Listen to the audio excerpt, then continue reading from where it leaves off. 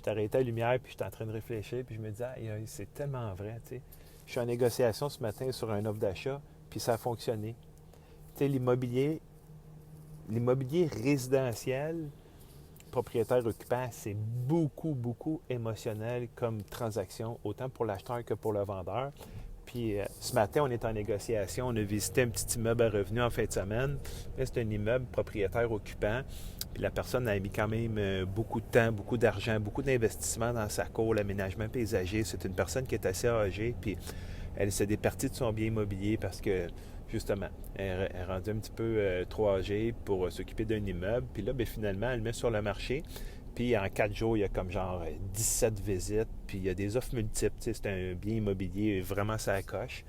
Fait que là, nous, on fait une offre d'achat. Après ça, on fait une bonification parce qu'il y a d'autres offres. Puis là, on s'appelle entre courtiers. Tu sais, puis là, le courtier me dit, ouais, vous êtes vraiment proche, tout ça. J'ai dit, écoute, c'est le maximum que mes clients peuvent mettre, c'est ça. Mais ce qu'on a fait, c'est qu'on a rajouté une petite lettre de présentation. Puis dans la lettre de présentation, on est venu jouer un petit peu sur les émotions, puis on a parlé de ce qu'on croit qui peut avoir un penchant là, pour la dame. Parce que ce que vous devez savoir, c'est qu'une personne qui vend son bien immobilier, qui en a pris soin énormément, qui est beaucoup attachée à son bien immobilier, bien, c'est pas juste le prix. Oui, le prix, c'est important, c'est une chose qui est des plus importantes dans une offre d'achat, mais il n'y a pas juste le prix. Il y a d'autres conditions aussi, tu sais. Bien, il n'y a pas juste les conditions, il y a aussi le type d'acheteur que le client-vendeur va avoir, va choisir. Le vendeur, là, à un moment donné, quand ils sont rendus à un certain âge, puis qu'ils ont accumulé du patrimoine, puis que c'est pas des gens que, tu sais, 5 000, 10 000, 15 000, ça fait une grosse différence. Je ne veux pas juger, je ne me mets pas à la place de tout le monde, mais je le sais comment que ça fonctionne. C'est que rendu à un certain niveau, c'est pas nécessairement l'argent qui fait la différence, mais c'est plus des décisions de cœur qui sont prises pour est-ce que je travaille avec cet acheteur-là ou un autre. T'sais. Puis c'est pas juste l'argent qui fait la différence. Puis ce matin, j'en ai une preuve vivante. J'en ai une preuve direct là, live. On a fait un offre d'achat. On n'est peut-être pas la meilleure au prix, mais au niveau des conditions, on est vraiment, vraiment ça coche. Puis pas juste ça.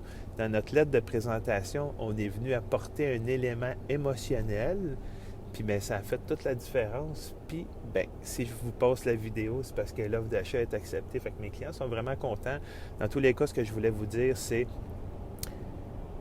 dans l'immobilier résidentiel, propriétaire occupant, c'est très émotionnel, c'est très humain comme approche. Fait que, tu sais, parler au courtier, développer une petite mini-relation. Moi, j'ai présenté mon offre d'achat à la madame.